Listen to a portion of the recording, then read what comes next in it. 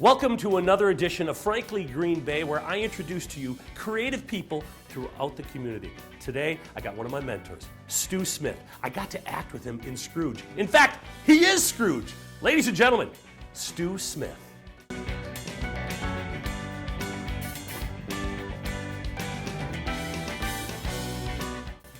Welcome to Frankly Green Bay. Got my old friend here, Stu Smith. How you doing, sir? I am fine, my friend. Now, we go back a long ways, sir. I really do. I was kind of estimating in my mind. I want to put years on it, but I know that the various experiences we've had together.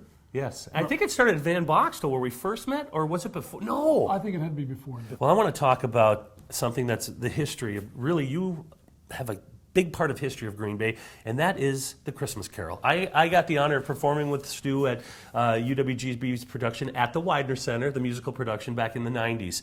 Now, how many years, have you done Scrooge? And why?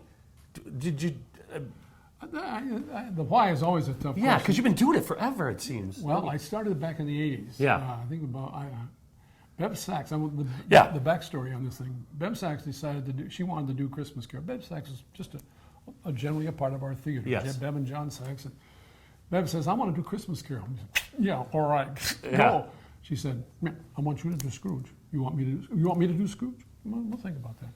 You've taken a year off here and there, right? No. Or have you done it every year? I've been trying to think if I have. I must have. I thought there was 1 year, and we were all devastated.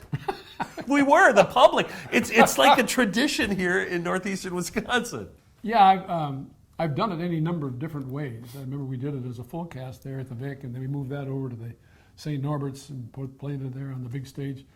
And then I got the idea I wanted to do it as a one-man show. Yeah. So I did a one-man show for a couple of years, and then the Evergreen wanted to do it again, and then the Erdmans out at the GB wanted to do it out there, so they did it out there. We did it out there.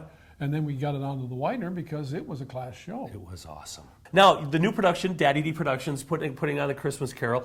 Tell me about this production. My intent, and I said, getting with Darren, if we do this, and I said, we're coming from two different ends of the continuum here. Correct. I'm coming from a classical theater of doing Dickens, pure and simple, and you're coming from, what are we going to call it?